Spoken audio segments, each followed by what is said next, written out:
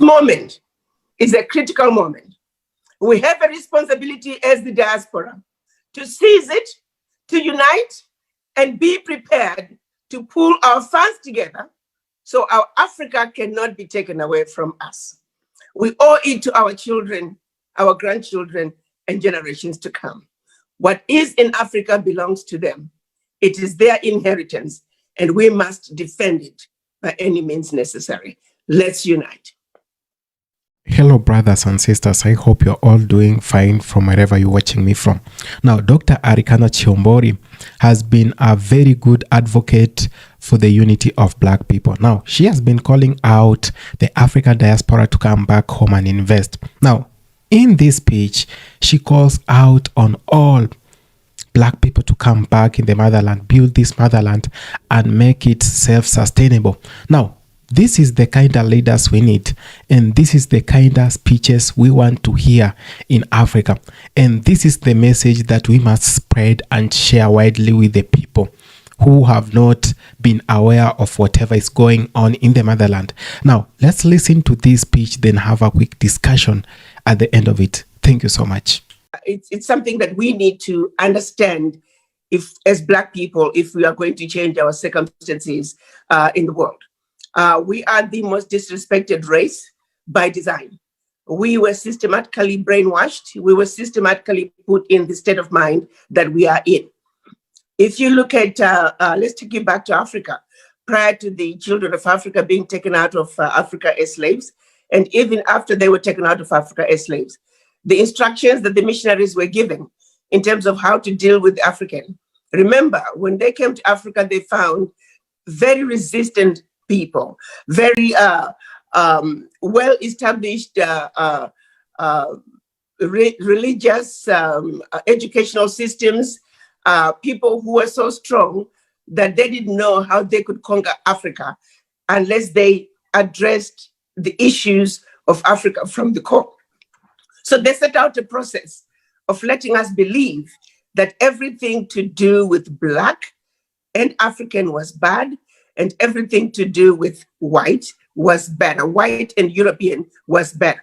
We have to understand that the missionaries were given instructions on how to instruct us and how to control our minds. They were told to teach us how to read, but not to reason.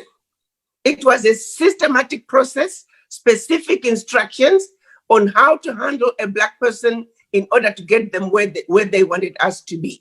They used the same process with the slaves on the plantations, where they began this process of divide and conquer, lighter-skinned people versus darker-skinned people, the straighter your nose versus the flatter your nose, thin lips versus thick lips.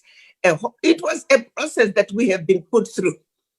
We have been trained to self-hate. I use the example of religion, and I use an example of myself growing up in Zimbabwe. The British did not come to Zimbabwe until 1896. Prior to their coming, we did not know of white color or Black color. We were Africans. We were Africans. But the missionaries came in and they told us about Christianity. They told us about Jesus Christ. They told us about the angels who were white and the devil who was Black. Then they turn around and say, the angels are desirable. They do the wonderful things. We must aspire to be like them. And they said, oh, by the way, we may not look like this white sheet of paper. Besides, remember, they introduced the color white and the color Black. We didn't have that. So we know how Black looks like. We know how white looks like. But they turn around and say, the angels are white and we are white too. Never mind how we look. We may not look like this piece of paper, but believe we are white and we represent the angels. And you're Black. You may not look like this cover of my phone, which is Black, but you represent the devil. The devil is Black. The devil is evil. We all must run away from the devil. You don't want to represent the devil. Oh, by the way, you may not look like this Black piece of paper, but you're Black too. Then now let's go to church. And we kneel down in front of the white angels, in front of white Jesus, who we know very well Jesus Christ was not white. Even their own Bible tells us he had crimson skin. We know for a fact that when Mary and Joseph were running away from King Herod, they were told to go to Egypt. Why? Because in Egypt, Jesus Christ would blend with those who look more like him. If he was white, they would have told them to run to Europe. So we have all these obvious lies that we have been told.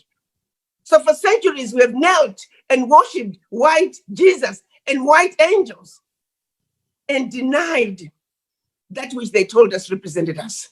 So they systematically put us through a process of self-hate. It is not by surprise that we hate ourselves. We don't like each other. We don't trust each other. Understand that this has been a systematic process of criminalizing Blackness, of teaching us and training us to hate everything that looks like us, and educating that the more we look closer to what white people do, the better off we are. So we spend the rest of our lives and the lives of our children and the lives of generations to come, if we do not do something about it, hating ourselves, teaching our children to hate ourselves. We are a sick people. Let's face it. We need healing. We have been so brainwashed to hate ourselves. We have been so brainwashed to the point that even the obvious lies, we hear them, we know they're lies, but we can't get ourselves to unbelieve. I believe in Jesus Christ. What I have problems with is what they have done with the name of Jesus Christ. Abused his name, misrepresented his name. Religion, they have used it as an instrument to brainwash us. I believe in the religion. It is how it is taught to us and presented to us. It is distorted. It is no longer the truth that the Bible speaks of. But we know better. Because when we are lied to, we know it. Why do we find it so difficult to denounce those lies? The lies that Martin Luther King spoke about. We know we do some of the dumbest things. A Black man opens a shop in a Black neighborhood, and the minute a Chinaman opens a shop next door to them, we Black people, we stop patronizing a Black man and we run to the Chinaman. It's the case of the white man's ice is colder. How sick can we be? How dumb can we be? Even in the face of obvious truths, it's easier for us to believe a white man when they lie to us because the white man said so. The question is, how long will it take us to understand that those are lies that we have been told, that we have been programmed to hate ourselves? Understand your history. That will begin the process of healing. Understand what has been done to you. Understand that you're riding somebody else's train, going in somebody else's direction towards their own destination. Your train is in the next track. It should be going in the opposite direction. That is where your destiny is. Understand that you are the father of humanity. Understand, as a Black woman, you are the mother of humanity. You gave birth to the first human being. Understand that before they were, you were. So as the father and mother of humanity, why do you accept the lies? Why do you allow those you gave birth to, those whose sheer existence depends on you, to abuse you? Understand your history. Understand where you have been. Stand on the tallest mountain and let the world know the facts that they themselves have uncovered. They went to Europe, looking for the origins of humanity. They couldn't find it there. They went everywhere around the world looking for the origins of humanity. They couldn't find it until they came to our Africa. So stand on top of the tallest mountain and proclaim to the world who you are. But that starts with your understanding of your history. Let the world know that you're the beautiful, intelligent, sophisticated, highly adaptable, and totally indestructible original person, original human being, the African. So yes, it was a long answer, but you needed to hear it from the beginning. Starts It starts, it stays, and it ends with your understanding of your history. Know your history, know where you have been, and understand and accept first and foremost that we are a wounded people and we need healing. And that healing begins with one having a serious conversation with the image in the mirror. Thank you. Thank you very much, Your Excellency. Very passionately presented. I will say that if the color coding was intentional, and for that matter, it was also false, why do we continue to call ourselves blacks and call others whites or yellow or whatever? Why don't we just stop using that categorization and simply call ourselves Africans? You're quite right. Yeah. I speak to that. I speak to that all the time. Again, we're just accepting the blatant lies. My brother, I'm looking at you, you're looking at me. I don't blend with my black hair. I don't blend with my black dress. So yes, those are lies. We need to undo them.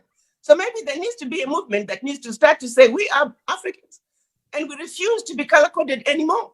Because that color coding, it goes to the core of who we are. Look at that little experiment they did on CNN with Anderson Cooper, with little girls being given white dolls and black dolls.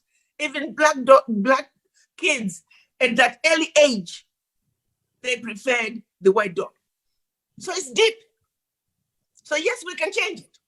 We can begin by saying we're Africans, no more color, because that is, it was used to divide us. It was used to self-hate. So I agree with you. I think there should be a movement to refuse to be called black and be called African. It's up to us to start that movement. All right, thank you. I'm still going to stay with you on one more point before we are going to have a continuation of our interaction more informally. On the issue of the diaspora, what is the role of the diaspora to Africa's future, and vice versa, Africa's role in the diasporan future? A very important question. The issue of brain drain goes to the core of who the diaspora are and what the diaspora mean to the continent. So to understand the diaspora and their significance in the history of Africa, to understand the diaspora in the history of us as Africans in the diaspora, you must understand the brain drain. The brain drain out of Africa started over 400 years ago, when the children of Africa were taken out of Africa as slaves. Remember, and I like to let everybody understand, descendants of the formerly enslaved, you are a product of what Africa, the best that Africa had. They took the best and the fittest out of Africa. They took the best that they felt could stand the long journey transatlantic. They took the best that they knew would survive on the plantations. So I want descendants of the formerly enslaved to know that don't you ever let anybody make you feel inferior. You are the creme de la creme of Africa. You are descendants of the creme de la creme of Africa. Stand up tall and let everybody know that. That brain started back then, followed by more recent immigrants who came in search of, who left Africa in search of greener pastures, running away from wars and famine. The end result is the intellectual capacity that Africa needs. Most of it, if not more than half of it, is in the diaspora. The reality is, as we speak, Africa does not have enough intellectual capacity, enough expertise to build the Africa that we want. It is precisely because of that reason that the heads of states are looking to the Chinese, the Europeans, and anybody else that wants to come to Africa, because we are in the diaspora. To bring things home, you take, for example, people talk about healthcare in Africa. There are more Ghanaian doctors in New York City than in the entire country of Ghana. How then do we improve healthcare in Ghana if the doctors are not there? President Nana Addo, he thought by building new hospitals and renovating new ones, that was how he was going to improve healthcare. To his surprise, half of those hospitals are sitting empty, not because there are no patients, but because there are no doctors. The same is true in every African country. The same is true in every sector, engineering, education. The diaspora are needed in order for us to build the Africa that we want. Allow me to point out and highlight that in this particular moment, this year, as we go into 2021, the implementation of the African Continental Free Trade Area is going to begin. What is the African Continental Free Trade Area? It is a decision that was agreed upon by the African heads of states in 2018. It is a decision that has begun the process of finishing the unfinished business, which was started by our Pan-African fathers when they met in Addis Ababa, Ethiopia in 1963, when they ended up with a compromise decision, which they called the Organization of African Unity. The whole purpose of that mission of the meeting was to undo the damage that was done by the Berlin Conference. But unfortunately, they were not able to reach a consensus. Africa was intentionally divided into the tiny little countries that we are today for the purposes of disrupting economic development. If countries cannot trade with each other as neighbors, you cannot grow your economies. So yes, the Berlin Conference was about disrupting economic development. Finally, the African Continental Free Trade Area is getting ready to remove the boundaries that have kept the African countries from trading with each other. What does that mean? That means now you can register your company in one country and spread like wildfire throughout the continent. That means the Chinese realizing that it's now easier to do business in Africa. They're getting ready to quadruple their presence in an Africa that is easy to do business. The Europeans, they're getting ready to quadruple their presence in Africa. The exploitation is getting ready to be of Africa is getting ready to be taken to another level by those who have exploited us for centuries. Here is the reality, my brothers and sisters. It is important that every diaspora understands the African Continental Free Trade Area. Google it, understand it. The reality is there's a void in Africa. It is a void that is to be filled by the African diaspora if we are going to build the Africa that we want. Remember, the Europeans for centuries have built the Africa that they wanted, the Africa that benefited them to our detriment. This void is there. It is waiting for us to fill it. It's waiting for us to be on the driver's seat. Because beginning next year, we're going to be talking about a continental development agenda for Africa. No more shall we talk about how much wheat does Nigeria need, but rather how much wheat do 1.27 billion people in Africa need? How do we build the Cape to Cairo highway? How do we build the Senegal to Djibouti highway and everything in between? We are talking about developing a continent. We're talking about meeting the needs of 1.27 billion people in a collective way. Here is where we are going to fall short. While the others are ready to jump in and take over your Africa, your inheritance, the diaspora don't even know about the African Continental Free Trade Area, let alone even think about organizing in order to take over what belongs to you. So the role of the diaspora is to understand what is going on in Africa, to understand that this is now an opportunity for Black people to build generational wealth, to earn and build economic liberation, an opportunity that has been denied to all Black people on the continent and outside the continent. The African Continental Free Trade Area is an opportunity for the diaspora to unite and to go home and fill that void that has your name. Take over that seat that has your name. If we do not come together as the diaspora private sector and unite with the diaspora, with the private sector on the continent, Africa is going to be taken over, this time for good, by those who have exploited us for centuries. This moment is a critical moment. We have a responsibility as the diaspora to seize it, to unite, and be prepared to pull our funds together so our Africa cannot be taken away from us. We owe it to our children, our grandchildren, and generations to come. What is in Africa belongs to them. It is their inheritance, and we must defend it by any means necessary. Let's unite.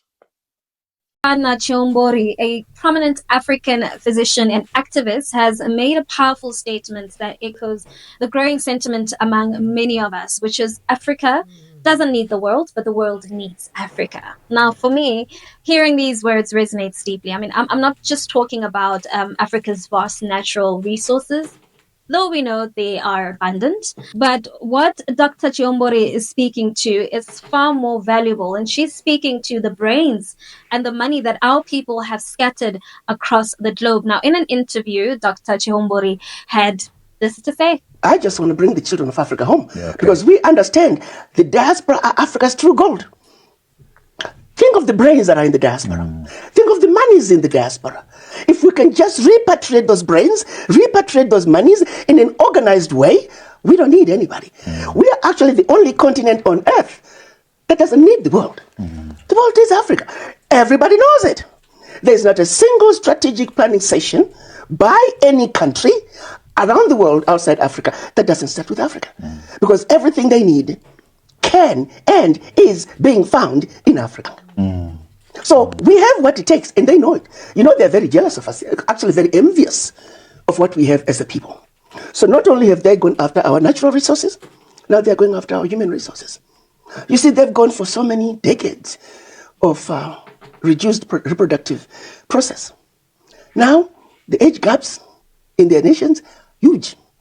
They are now looking for people to take care of them when they age. Now, I do have to say, right, it's about time that we hear this kind of talk. The African diaspora communities are full of some of the sharpest and most innovative minds. And take a look at the contributions of Africans abroad in places like the US and the UK and Europe. I mean, we've contributed to every field imaginable, yet the full potential of these minds has never been harnessed in a way that could truly benefit the continent. I mean, imagine what could happen if we organized our intellectual resources, if we brought those minds back to Africa, or better yet, we were able to create systems here that could foster and encourage innovation on our very soil. I mean, we could create solutions tailored to our unique needs using our people's skills. But I believe that it's not just about brains, it's also about the money. I mean, we all know that the African diaspora has accumulated wealth, and yet much of that wealth circulates outside Africa without being invested back into the continent. I mean, we've got wealthy Africans in the diaspora, whether through tech, banking, or entertainment, who are not currently looking to reinvest in Africa. I mean, imagine if we had structured systems to actually encourage them to do so. We are rich in resources, both human and material. And if we can organize ourselves, if we can unite across the diaspora and the continent, I believe that Africa actually has the potential to become the global powerhouse it's always been meant to be. And I know what you're thinking, right? That we have our challenges, which are political instability, corruption, underdevelopment. And yes, right, you're right, we do. But Dr. Chihombori's message isn't one of blind optimism.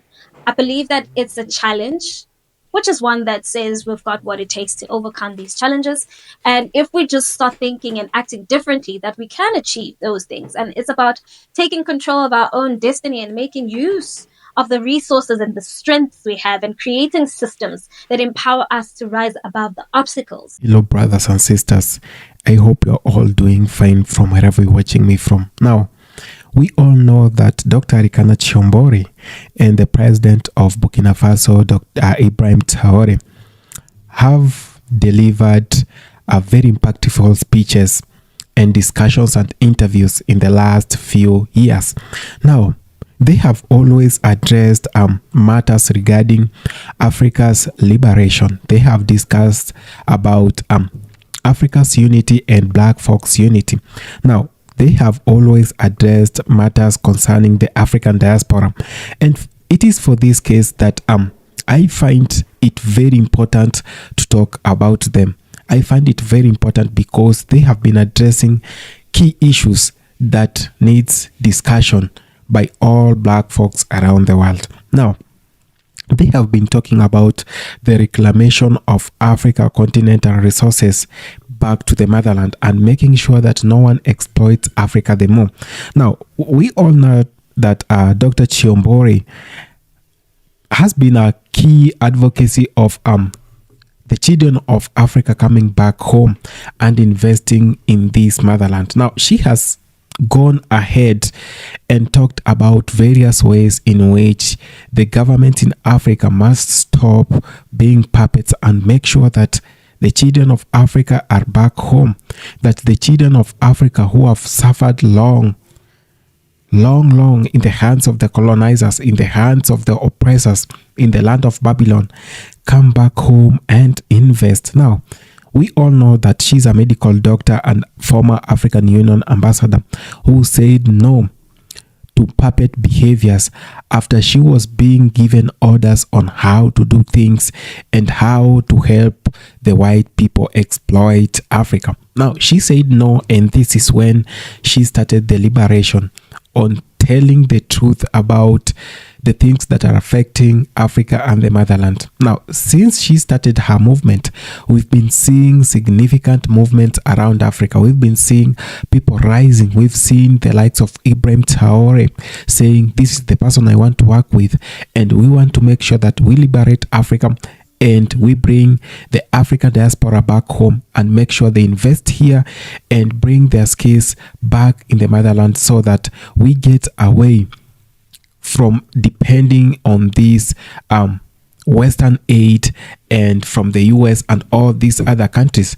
And I'm very happy to actually see these things happening, because if we as the black people are not going to realize that no one wants best for us, then we are doomed. Because the only way, I repeat, the only way for us to realize success, the only way for this continent to be great, and the only way for the black people to be great again is one, by uniting and making sure that we stop the exploitation of resources in Africa. We stop the exploitation of our people. Now, when I say the exploitation of our people, I simply mean our people were used to build America. Our people were used to build France, UK, and all these Western countries. But what did they get in return? We all know that they got systematic racism waiting for them, oppression waiting for them, race profiling, and all these other stuff. And this is why we say, if we must unite, then we must start with the black unity. If we must unite, then we must start speaking the same language. Let's not play drift games that someone is calling other people to the right and others are going to the left, or we are going to have so many functions within ourselves. And this is when the oppressors always found it so easy to manipulate Africa and to continue exploiting Africa. So if we, the people in Africa, are not going to stand by the standards that we are going to put, we are not going to unite, we are not going to speak the same language, we are done, brothers. Now, I just want to tell you some other things that you do not know about this lady called Chihombori, Dr. Arikana. Now, Dr. Arikana has been talking about the self-sustainability of Africa as a continent. Now, she has gone ahead to start a movement, and in this movement, she has called out women to join her and to make sure that they support the liberation of Africa. Now, we all know and we've always assumed that African countries are independent, right? But that's not true, because we still use their languages. We still speak French in Africa. We still speak Spanish. If you go to other countries, in the Western countries, you might think you are in France or Lyon or somewhere in Marseille. This is not the same thing that we want. We want an African continent where we speak African language. We speak Swahili or whatever language that we might set up in Africa and run away from this colonialism. If we continue using their policies, if we still continue to use their education systems in Africa, if we are still using their government structures in Africa, that we must have a president sitting at the top, then we must have ministers, and we must have so many other things, then we are done. Africa was a very big village. It was a very big country. And that country was divided when they went to Berlin. And they divided Africa into pieces. And they made sure every country got a colonizer who enforced the people to start speaking their languages, to start training their children to speak French, Belgium, and all this other stuff. And if we say today that we want to run away from these Western countries, then we must be so realistic on how we are going to do this. We are still having them in our history books. What are they doing in our history books? For example, I usually say that I learned a lot of white history while in my own country. And even at the highest level of study, even at the very top university that I went to, they still taught me the same thing. They still taught me that I must learn about the US government. I must learn about how European powers have been successful all these years. That I must learn how their government structures are. And to my utter surprise, we talk little about ourselves. We talk little about our own continent. And this is how they want it to be. They want us to assume that they are the factors of good. And we, the people in Africa, have always been the dark side of this world, that we've always brought the negative energy. And when I talk about this, I talk with a lot of passion, because when you see the characters that black people play in movies, the characters, the roles that they are given, and you are going to realize they are given the roles of traitors, or policemen without integrity, or very corrupt individuals, drug smugglers, and all these other bad titles, or cheating husbands. And you sit down and you say, this is not how black people have been structured, and this is not how we grew up, and this is not how we were taught to behave when we turn out to be adults. They talk about drug smuggling and all this other stuff, and they forget that Mexico and all these other countries in the Western countries is where you find the highest number of drug abuse and drug smuggling. And I'm not talking it in a bad perspective, but I'm talking it in a way that I'm using statistics that are given on the internet. And when you check out that drug abuse in Africa is actually low compared to the one in the US. Now, talk about morals, black morals, and you are going to see how black people raise their children. Black people have always raised their children with a lot of discipline. So when we are trying to bash out black people and trying to bring out bad vibes from them, trying to give them negative roles in their movies and all this stuff, it only means, and it says a lot on how some people think about the black folks. So when someone like Dr. Chihombori comes out to say, we must unite, when Ibrahim Traoré comes out to say, we must unite, when Julius Malema, when Pilo Lumumba are speaking out for the unity of black people, it hasn't started today. It started way back when Malcolm X was speaking before his assassination. When Martin Luther King was going around and saying we should unite as black people, he went around and united black people in the diaspora. This is the same energy we want, and we want to change how things have been in the motherland, and we want to see our own brothers coming back home and really investing, and if not investing, actually living here in the motherland and making sure that everything in the motherland works for them. Thanks so much for having taken the time to watch this video. I appreciate so much. So I really have something to discuss with you, a little bit off topic, and I've been seeing people trying to ask on how they should come back to the motherland, and if there is a very solid process put in place by the governments in Africa to make sure that they come safe, maybe own property, and maybe stay in Africa. I want to tell you that we are going to have a very live discussion coming this Sunday, God willing.